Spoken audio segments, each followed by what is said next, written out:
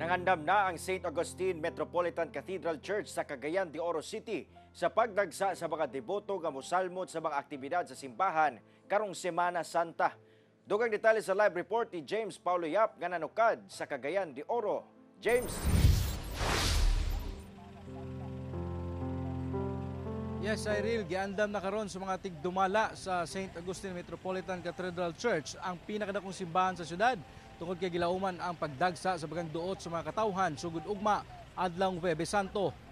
Subling gipatuman sa kapulisan ang one entrance ug one exit policy sa simbahan. Sumala sa Archdiocese sa Cagayan de Oro nga adunay paygayon nga Station of the Cross sa sulod sa St. Augustine Cathedral ugma sa alas 5 sa buntag.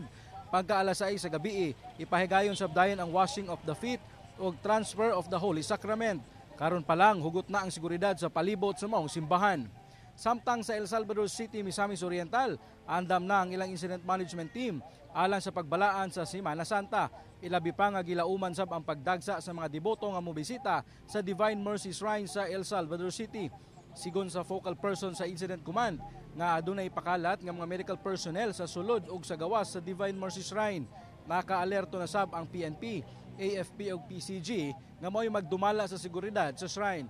Cyril, pahimangno karon sa mga otoridad ngadto sa mga publiko o ngadto sa publiko nga buot manaad nga sundon lang ang ilang gabayan ug likayan ang pagdala sa mga ginadili nga butang aron nga dili sab sila madilatar sa ilang pagpanaad.